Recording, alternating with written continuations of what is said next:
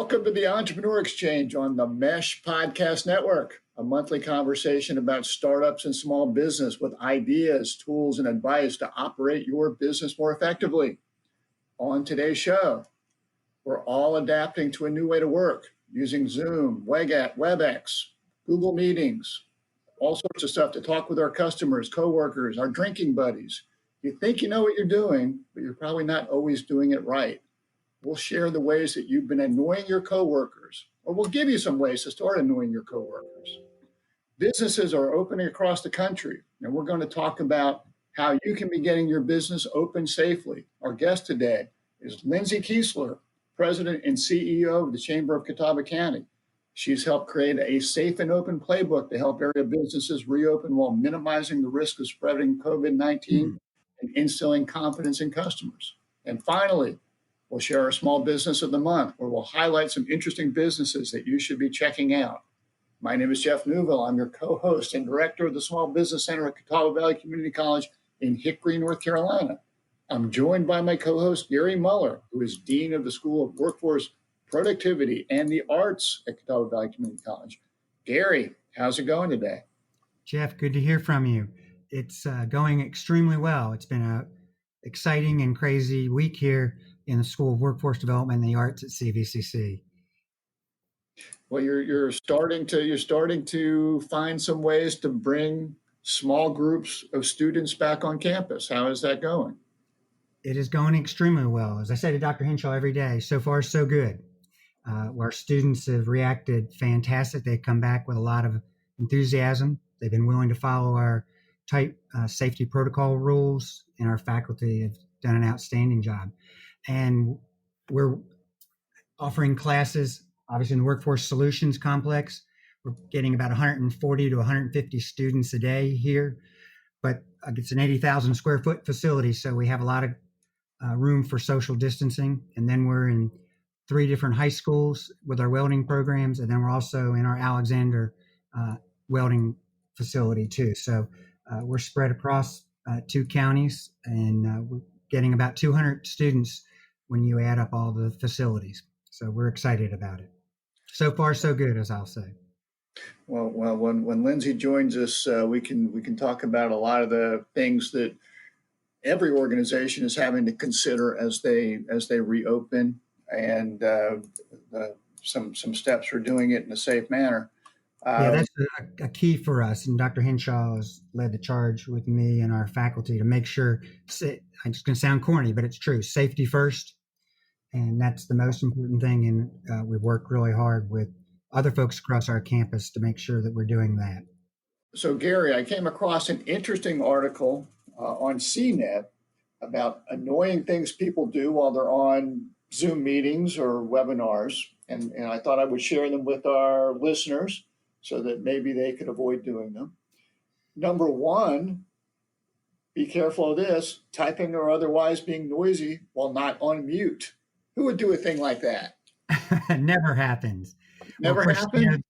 Happens all the time. Of course, you know that with our school, we do WebExes multiple times a week, actually multiple times a day. And we have to remind folks that, we're looking at our computers and or using it, our computers as our outline for the meeting. So we have to be careful that we do things a little bit differently, or be careful because they can hear us typing in the background.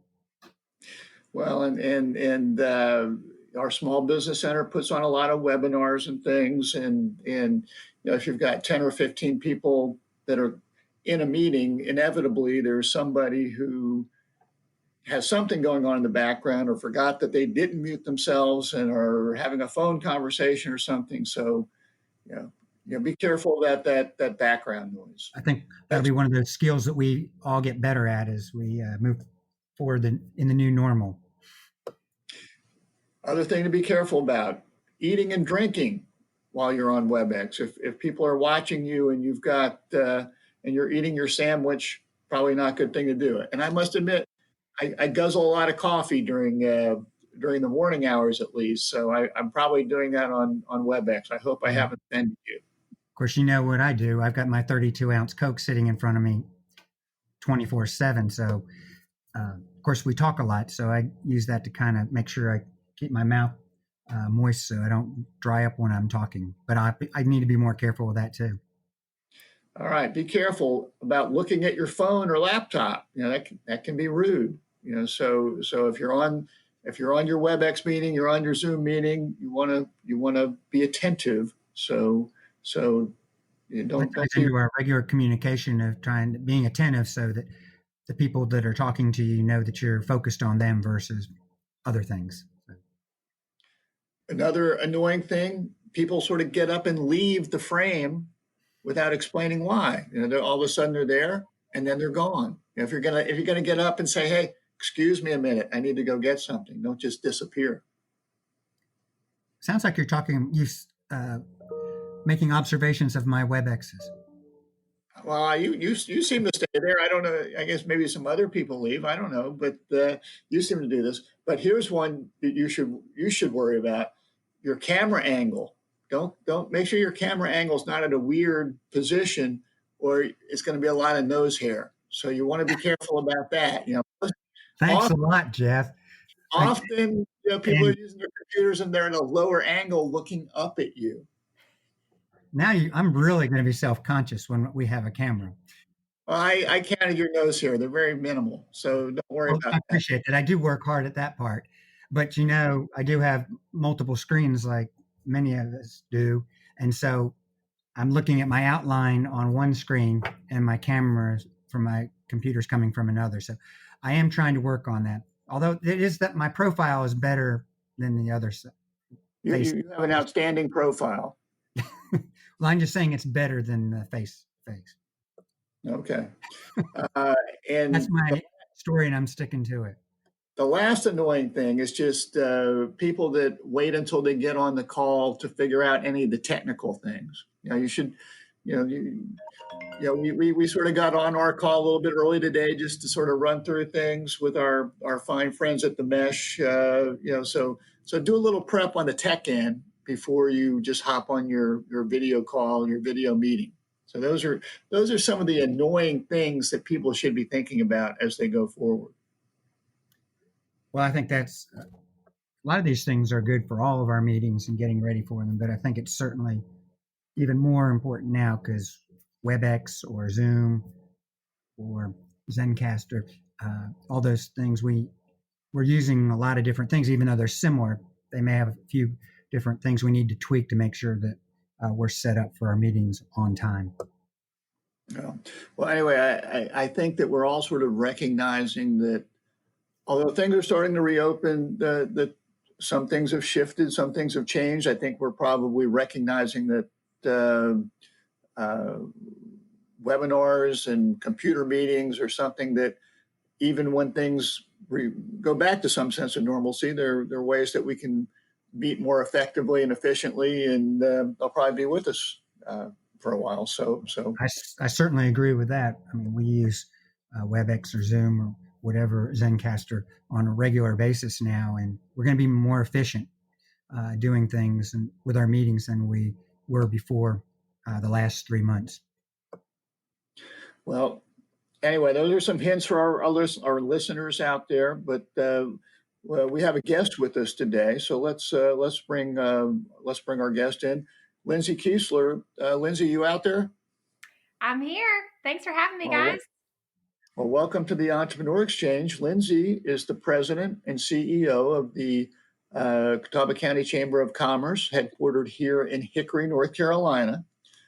She really has a commitment and a passion for small business and entrepreneurship. She is a certified Ice House Entrepreneurial Mindset Program facilitator. She is a certified chamber executive, and she was also named as one of the 40 under 40 Association of Chamber of Commerce Executives in 2019, which is an award that highlights the brightest men and women in the chamber industry that are under the age of 40.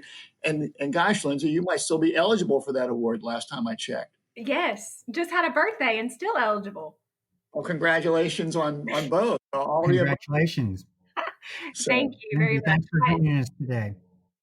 Well, we appreciate you being with us, and we want to talk about the work that you're doing with our local businesses to help get them open, but also just from you run an organization that's been impacted by the pandemic, and you've had to do some working from home.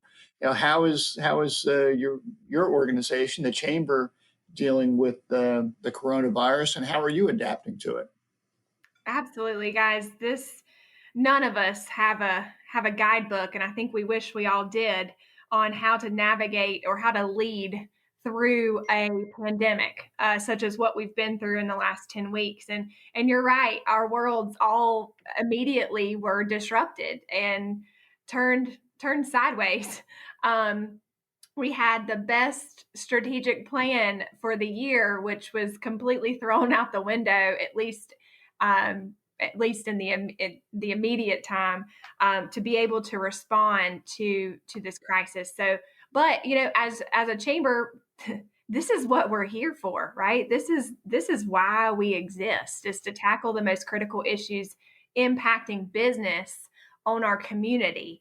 And so something this significant is exactly the true value and relevance of an organization like ours. So you're right, Jeff. We are an organization in our own right. So we have around 850 what we call shareholders and investors, or businesses that partner with us and invest in our mission. We have our own programming that our partners rely on us for, most of which is reliant upon physical gatherings, right? But then we have this whole robust program of work behind the scenes that every day we're focused on behalf of business in our community. So, but when COVID-19 hit, it hit all of a sudden, right? Within hours, and every hour, everything was changing, and we were a triage center for business crisis, much like you, Jeff. I know. Really, all of us have been on the front lines of business. Healthcare has been on the front lines of fighting the pandemic. We've been on the front lines of assisting businesses in crisis, from providing them information to helping launch initiatives like we're going to talk about as an example, the Open and Safe campaign, to assist them in communicating their new normal to their customers and also to their employees. So we have been extremely active. We've tried to be proactive and lead the business community through what is so murky and cloudy and completely ambiguous, this ambiguous time for our business partners. And really, I also want to mention, it's not just our partners.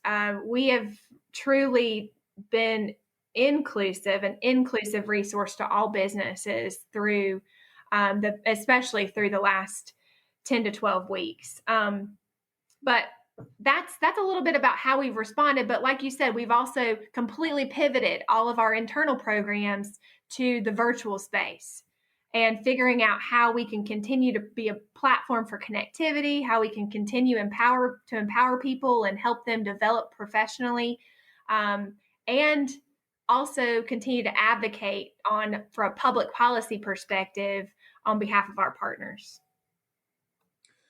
Well, and you have an organization with people that work there at the chamber, and I'm assuming that you guys have sort of had to adapt to a new normal as well, and sort of have some sort of combination of working from home, working from the office. How are you guys doing with that? Yeah, so good point. We've got 7 team members. I have 7 team members on my staff, and we have immediately we closed our office to the public within a couple of days. Because we also are a North Carolina authorized visitor center. So we have people that stop in from all over the place. So we automatically, just to protect our team, closed our doors to the public. We began with staggered schedules, and then we actually were completely remote. So everybody on our team, thankfully, were equipped to work remotely anyway. So we were able to do that very quickly. So that's how we've been operating for the last, 10 weeks now. We are in the process of writing our own reopening guidelines so that we can ensure the safety of everybody within our office. We also have tenants that are in our building that we need to be mindful of and very intentional about creating practices that keep them safe. And then going forward, all of our programming, we're evaluating, can we have gatherings in the future? We've got large events that are on our calendar towards the end of the year. What do those look like? Should we transition those to virtual? Could we have a hybrid approach, virtual and personal? But because like I said, our partners rely on us for that interaction, for the information, but we're just trying to think outside the box and think differently on how we can continue to operate and deliver value, but just in a new way. Well, I know that you and other chamber leaders have really spent a lot of time developing guidelines to help businesses reopen. And as you've looked at that and gone through it, I think we all recognize that as states reopen, just because businesses are allowed to reopen, there are things that they have to be doing before they actually should reopen. So what are some of the critical elements that businesses should be thinking about and incorporating into their reopen plans as they get ready to open their doors? Yes, Jeff. Yeah, thanks for that. I think there's been so much focus on when that I think a lot of times until the last 3 weeks, I would say businesses are shifting focus on how they can open. And to your point, everything about how we operate and how we function as businesses is going to have to change for at least the foreseeable future in order to avoid any future economic disruption and in order to protect our employees so they don't get sick, so they can be productive. And also all of the people that are patrons. So yes, we worked collaboratively with chambers across the country. We're networked as many industries have their execs associations or their associations they rely upon to help share best practices. And that represents many different states. Actually, every state has a chamber. And so we've been working very closely on, can we put together some guidance that regardless of public mandates can at least serve as a starting point and can start a conversation with businesses around how they can reopen safely. And so, like you mentioned, we created the Open and Safe Playbook. And this includes all industries, pretty much all of them, at least all of the major industries that are represented in our community or our region here. And it goes through what are some things that you need to consider, from social distancing to increased sanitation to monitoring your employees' health, and then other ways to help communicate those measures that you're taking to your employees, which is, of course, paramount to ensure that they feel comfortable coming back to work. But also, furthermore, some industries, it's going to be critically important that you communicate your extra efforts to your customers. They need to feel comfortable coming into your space, that you are they're basically entrusting their health and wellness to you. And so I think the more we can communicate what we're doing, first of all, making sure you're doing the right things. And then second of all, communicating the fact that you are doing the right things, that you are prioritizing their health and well-being. I think that's going to be essential to jump-starting local spending again. I think a thing that we're learning with reopening our classrooms and our labs is you set up a plan, but you go in knowing that you're probably going to be tweaking it on a daily basis. Yes. I think that's key, is not to get locked into a plan, and that, like, we have several different programs and departments opening just like any other company, and that each situation is different too. The safety risks are different in engineering or accounting than they are in machining and automotive. And so, Yeah. and you go in and have a standard plan, but you know that you're going to have to change it. And it's worked well for us. Our people have been very flexible, but they have to go in with that mindset that we're going to have to change things. And Dr. Henshaw, our president, has been great to work with us to say we need to move this in a different area than we would have before. Sorry to Gary, interrupt. I was thinking about the things that you were talking about and no, how you're us. spot on. You're spot on. I completely agree. I think you said a couple key things. First of all, having a plan. You know, business owners that are assuming that they can operate the way they did 12 weeks ago before they were forced to close their doors by the government, they should sincerely rethink that. That's just not going to be possible for the foreseeable future. Hopefully, we'll get beyond this, and a vaccine will be created, and we can be able to let our guard down a little bit. But first and foremost, public health is essential. It's essential to economic health, right? You can't if we have a spike of cases in our community, how can our businesses be successful? It's just not possible. So you're right. Having a plan is essential. Looking at CDC guidance, also North Carolina Department of Health and Human Services, or whatever state, if you're outside of North Carolina, seeking that guidance is essential. If you have an organization that you're a part of, like a chamber, that has released best practice guidance, make sure you're scouring all of that information to pull out what's relevant to you. And you also mentioned that, Gary. What's good for me is not going to be good for someone else. Depending upon your industry, depending upon the role of your staff, and how close in contact they are with each other or are with other people, that guidance is gonna change and shift. One other thing to point out. So just a conversation this week. I have a local employer who said that they have eased into reopening. They've implemented all the guidance, but they had a case of COVID-19 confirmed in their place of business. Well, guess what? They hadn't been monitoring their employees' health, right? So you can increase sanitation. You can, try to do virtual meetings or limit business travel or communicate your plan. And you could still, and if you miss one part of it, you're not doing temperature checks or you're not reinforcing. If you don't feel well, you need to stay at home, right? That's excusable.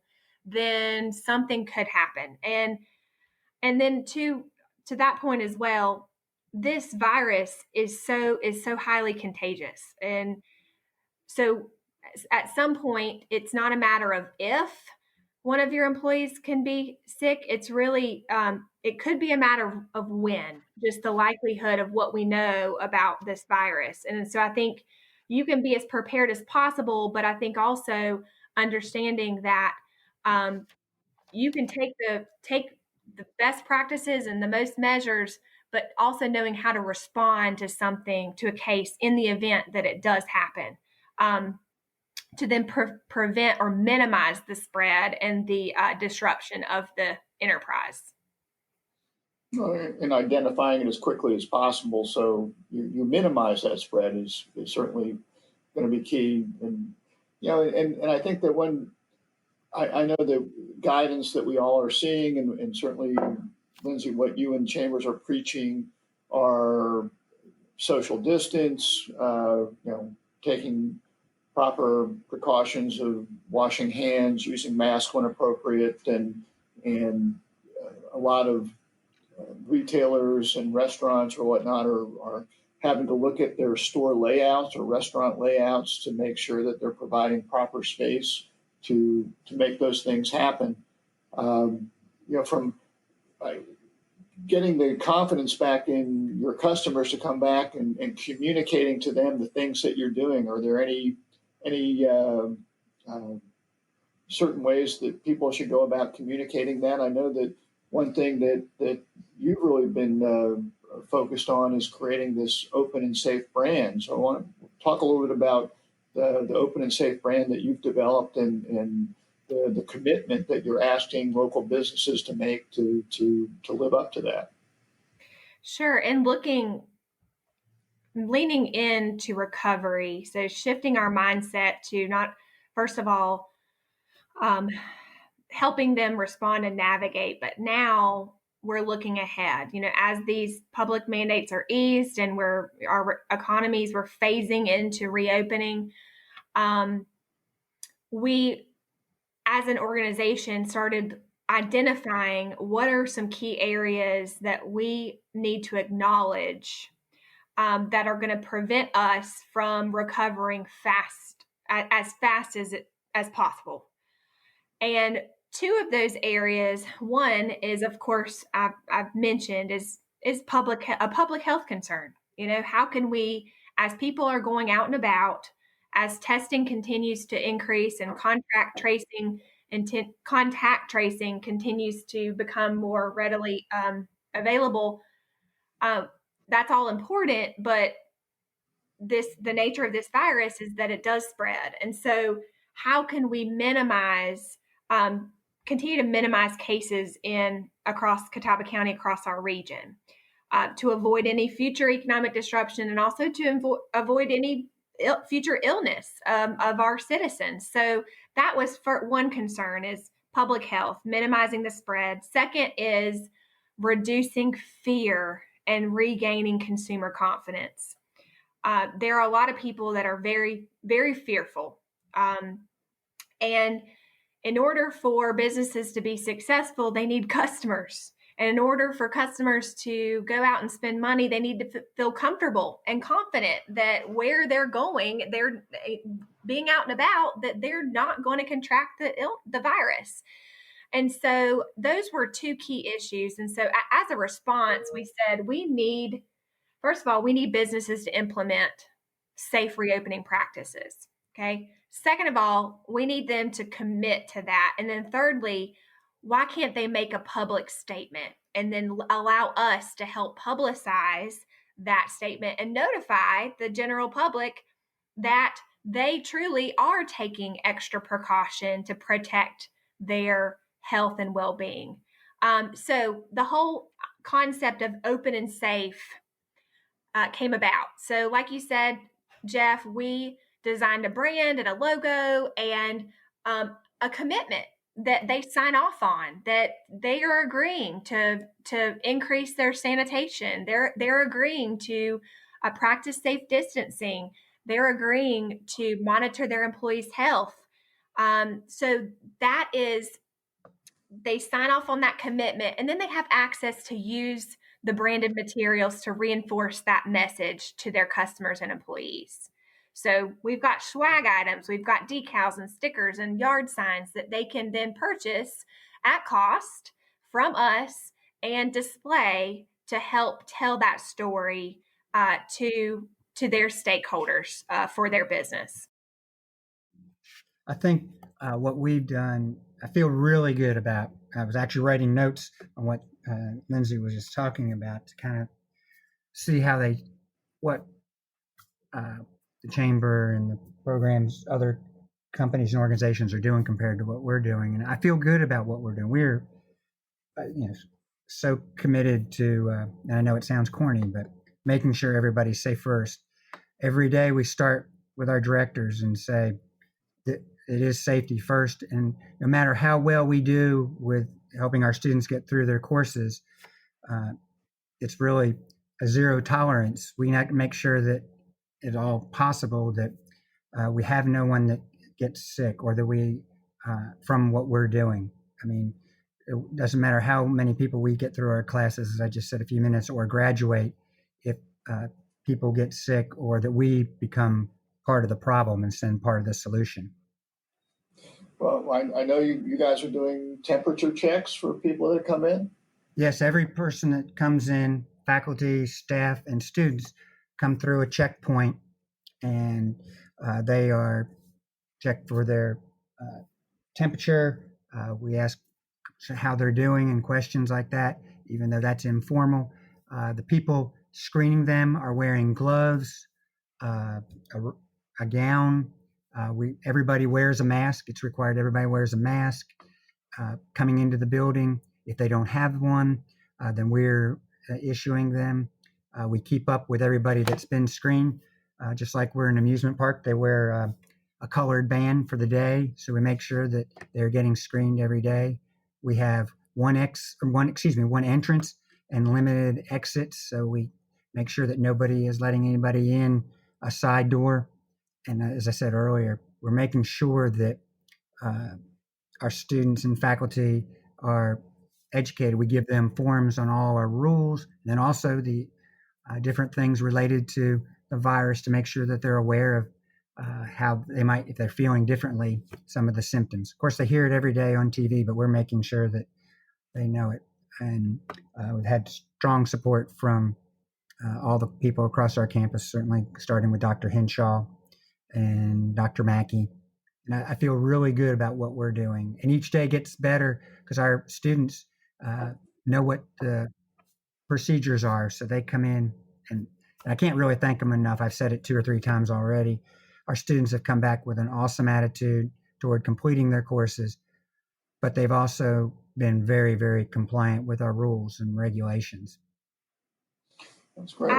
I want to comment on that as well, Gary. I think it sounds amazing what you guys have put in place so quickly. I think the lesson, the big takeaway for me is what you mentioned about the students and how they are coming back, and it's certainly an inconvenience to do all these screenings and temperature checks and having to go through all these processes, but something I think we all should acknowledge. And those of us that, restaurants are going to be opened up, they're going to have minimal capacity, but they're going to be open. But we can't necessarily walk in and expect it to be the same experience as we had 12 weeks ago before COVID-19. They have certain requirements that they must abide by. Again, it's all for the safety of their patrons and their employees. Most are going to require reservations because they have to manage this occupancy. I think it's going to, our servers are going to have face masks. So I think just understanding that it's going to be a different experience than what we've been used to, that they are either required or they're trying their best to accommodate us and keep us safe. And so I think there needs to be a message. We need to continue to reinforce patience and empathy and understanding and being considerate of others and being I just want to say patience again, because they're trying to do their best to serve us, and we should understand that. Lindsay, I'm glad you mentioned that, because that's, talk about the students. They're used to coming into a class at a certain time because of the virus and making sure we have the proper social distancing. They're coming into a classroom or a lab that has maybe a third of the students that they had before. And they also have to make reservations, exactly what you just said, to go to a restaurant. They have to register for certain lab times. Whether we have a morning session from 8 to 12, we have a afternoon session from 1 to 5, and then we have an evening session from 6 to 10. And we actually had to turn a student away at Bandy's High School today. He was trying to get in. He was literally waiting to see if somebody wouldn't show up. He handled it very well. But again, I go to our students. So far, so good, that they've really adapted well. And you would not necessarily have thought they would have done as well as they, because they're just used to coming into a classroom and assuming everything happens. But they're adapting to scheduling and reservations. And it happened overnight for them too.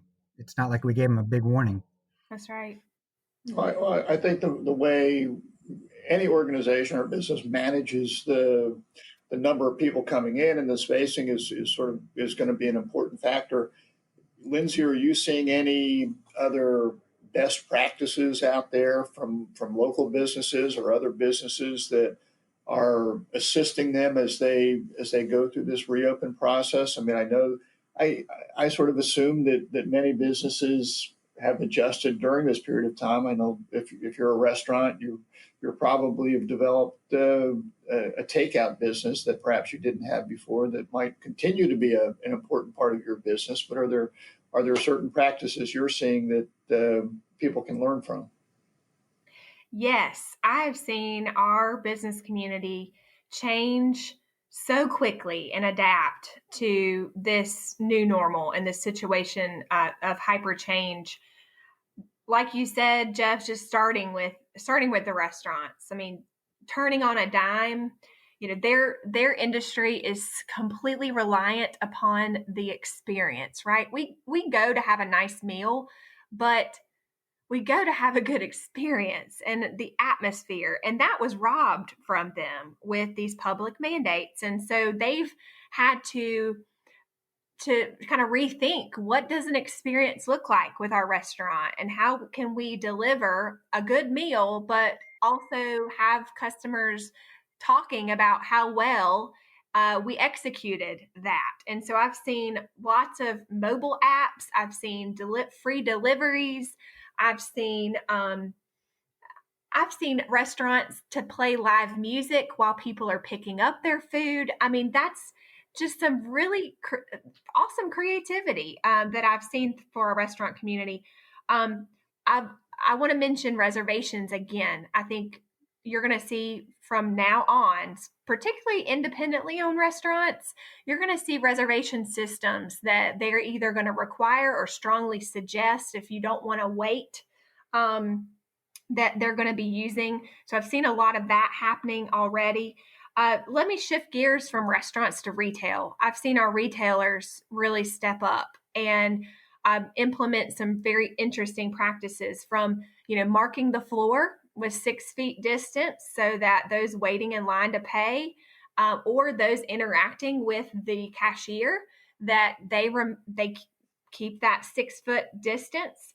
I've seen other signage to control traffic flow through a store. Even our small gift shops or clothing boutiques, they're saying, go this way, take a left, and work your way around, so that people are not overlapping as they're navigating their way through the store. I've also seen some boutiques and retailers implement private shopping hours. So maybe it's outside of their normal hours of operation for those that are more vulnerable, or those that are uncomfortable shopping online, but they still want to maintain social distance and ensure their safety. I've seen some small boutiques offer private shopping experiences.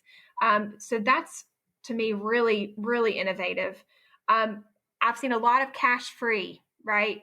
Cashless transactions or contactless transactions implemented, something that maybe businesses weren't doing before. Have acquired wireless card readers, or they've acquired apps, fintech sort of apps where people can prepay online. That's kind of what they do at Outback and many of the restaurants now. Is that what Yes. you're talking about? Yeah. So some of the larger chains that have Mm-hmm. been doing this for some time, maybe they're smaller guys or independently owned guys, are now implementing those things. Facebook Live sales, seen lots of those. I've seen some of our small businesses that only had in-store shopping. I've seen them prop up websites in 48 hours for e-commerce sites to make their products available online. Lots and lots of stuff. I could go on and on, Jeff. I don't know how much more you want me to say, but they've been extremely adaptable and have been very, very intentional about keeping their employees and customers safe. Well, Lindsay, I've always admired the fact that you are a very out of the box thinker and willing to try new and different things, and I think that's sort of exemplifies what many of our businesses are having to go through right now, and there are going to be some things that they find that are going to be very useful and profitable for them on an ongoing basis. So it's it's a new world, and we're all adapting to it. So we really appreciate you sharing lots of thoughts. If people want to find out more about the Open and Safe program that you've developed in the Catawba Chamber, where should they be looking? Thank you. And first of all, thanks for your compliments. It's certainly a humbling privilege to serve in this role. if you want to find out about the open and safe commitment, and Gary, I want CVCC to be an open and safe partner. So if you go on our website, catawbachamber.org, click at the very top, there's an open and safe logo, and it says click here to see open and safe businesses and also to make the open and safe commitment. Super, super easy. The most complicated part is to make sure you're actually implementing the measures that you're committing to. But making the commitment piece is super easy and super fast. And then you can select a package. You can either do a free option, free and open to all businesses, just to say, I want to make this commitment and I want to receive a placard to display in my business. You can do that, or like I mentioned before, we've got the swag available. So you can get a yard sign or a decal to put in your window or storefront, or some stickers that you can put on to-go boxes or employee uniforms or, employee packets to remind them that you're trying your best to keep them safe. So catawbachamber.org/open and safe is the direct link. And even if you want to buy some of the swag, the prices are very reasonable. I think, Gary, you can even convince our college's CFO to spring for a little bit of it. Well, I'm pretty confident Dr. Henshaw will say yes. Okay. Well, just go straight to the top. That's the way to do it. Great. Lindsay, thank you. There's a lot of confidence in Lindsay and you. Lindsay, we're not done with you because we always want our guests to play. We have a lightning round. Are you going to be up for the lightning round? Sure, let's do it. All right. Well, we have a new sponsor for our lightning round this month. This month it's sponsored by Bushwood Country Club. If you're a 1%er, we're still open, still accepting memberships. Due to the pandemic, Caddy Day, which was scheduled for 1 o'clock to 1:15 next Friday, has been canceled. Bushwood Country Club, check it out on the internet. Lindsay, are you ready for some quick lightning round questions? Sure, let's do it. Okay. Ready or not? All right. When you get out of your safer at home mandate, what is your first vacation spot going to be? It's truly going to be Myrtle Beach. You've got kids. You've got young kids. We've got kids. I've got kids. They love it. We love it. So we'll have hopefully a really good time. And be as safe as we can possibly be. Okay. Question number 2. Is a hot dog a sandwich? No, it's a hot dog. Good answer. Next question. Taylor Swift or Harry Styles? Taylor Swift. Favorite quarantine comfort food? It's not necessarily unique to quarantine, but my favorite comfort food would be biscuits and gravy, says any Southern belle. Okay. I like that too. I want to know, I'm interested in your answer to this. Steve Jobs, Bill Gates, or Jeff Bezos? Oh, that's a hard one. I'm going to say Steve Jobs. I've got a quote from Steve Jobs in my office, and it's about vision, and I'm big on that. So I'm going to say Steve for this one. Can I answer that one too, Jeff? Okay, Gary. Steve Jobs too, because you give me a hard time wearing black turtlenecks. That's right. This is true. You're twin. Even in the summertime, you wear black turtlenecks. I'm wearing it now. All right. Lindsay, back to you. Yes. Favorite ice cream flavor? Chocolate. Duh. Okay. Shelter in place TV or movie streaming recommendation? All right. So one that I'm proud of or one that I'm not proud of? There's no right answers. No right answer, no wrong answer. I did watch Tiger King, and I can't unwatch it, so I'll admit that. But Outer Banks was really good. But I'll say, let me say the one I'm most proud of was Becoming, by a documentary about Michelle Obama. Okay. My wife has seen that. I have not yet, but she also recommends it. Very good. Last question. If you could have one superpower, what would it be? I am going to say the ability to, I want to be a fly on the wall. Yeah. Okay. So maybe that's being invisible and being able to sneak up and eavesdrop on like really cool conversations. We'll think of a good way to characterize that. We'll probably give you grief in the future for that one. So, all right.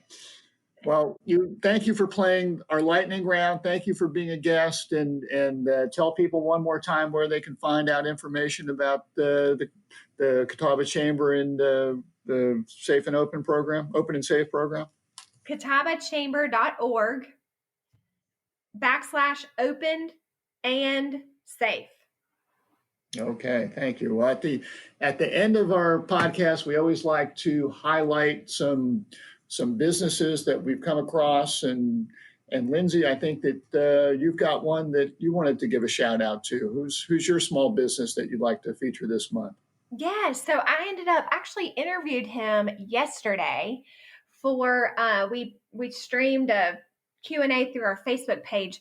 Scott Regenbogen, he's the founder of Regenbogen Studios. This guy is incredible. His business specifically is if you've got an idea or if you have a problem, he'll 3D print it. He'll 3D print a solution. And so truly anything, he does CAD modeling and he will produce it on a 3D printer. He also has a laser etching machines and things like that. But because we're talking about COVID-19, something that he has done just a remarkable thing he's done, he has begun to 3D print face shields, and he sent his first order of several dozen to, I believe it's a hospital in New York City. So those that are truly fighting on this front lines of this pandemic, he has provided them with valued and needed PPE to help them do that. All right. Sounds good. Studios. We also need that in our reopening plan because we'll be using them in many of our programs, such as welding, automotive, and engineering. Yes, and make sure that first responders have them first, but it's something that is in high demand for many of us that are reopening our businesses. Well, look him up, Gary. He's Regenbogen Studios. Yep. Thank you very much. Hickory. Okay, Gary, what's your small business this month? Thanks, Jeff. I want to highlight a small business person that you know very well.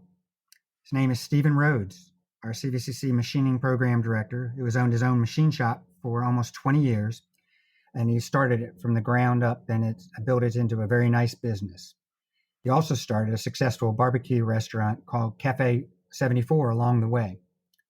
Stephen's got strong work ethic, positive attitude. He doesn't know the words can't or won't in his vocabulary, which has helped us a lot in our reopening. He's truly an entrepreneur at heart, and he has the belief that he can make anything work, and he usually does. 5 years ago, we were lucky enough to bring his skills to CVCC when I asked him to become the director of our machining program. It was a big step for him because he was a business person that didn't have that academic background, but we both believed that he would be able to do it because of his passion for getting good machinists back into industry. And I can say he's exceeded our expectations for our program. It's thriving. He's become an excellent partner for our community businesses. In his spare time, he started another Christian-based barbecue business called Dry Bones Barbecue. And he's doing all these things while he's working 50, 60 hours a week for CVCC and our machining program. Wow. But he's truly an entrepreneur with all the things that he's doing outside of school. Well, super. Very cool. Yeah. Gary, I've heard that if you give people a shout out on our podcast, it's almost as good as giving them a raise. I don't know if you have to give them a raise now. Well, I'll give him my notes. Maybe that would be good. You think that would fit instead of a raise? Definitely. He's very fortunate for that. There you go. So my small business of the month this week, I think I saw it come across a Business North Carolina email, but it's a Charlotte-based wedding planner.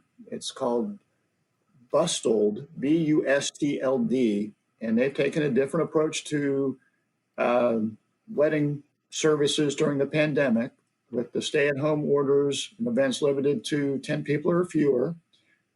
which is improving, but that's where it's been in North Carolina. It's nearly impossible for brides and grooms to have the wedding of their dreams, at least for now. And a lot of people have been having to postpone their weddings. So Bustled created something called Love Stream, a virtual wedding service to help couples safely celebrate with family and friends without having to postpone their weddings. Guests can live stream into the wedding through a custom link, and there's on-call tech support to help them if they're having any issues. They can submit comments and messages of support while watching the virtual ceremony. One of the owners is a woman named Sammy Roberts. She said, we saw there was a need for a product that would bring family and friends together to celebrate without feeling like another virtual work meeting. So LoveStream allows every guest to watch the ceremony and all the big moments from the comfort and safety of their couch through a high-definition, high-quality live stream. There are add-ons, equipment rental, virtual guest book, custom slideshows, interactive virtual receptions, virtual wedding planning sessions, all sorts of cool stuff out there. If you go to Bustled, BUSTLD.com,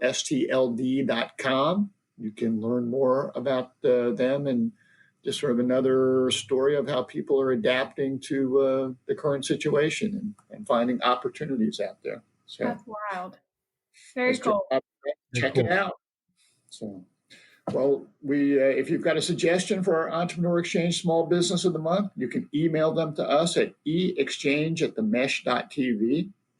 We want to thank Lindsay Keisler with the Chamber of Catawba County for joining us today. Thank you so much, Lindsay. Thanks, Lindsay. Guys. Thanks so much.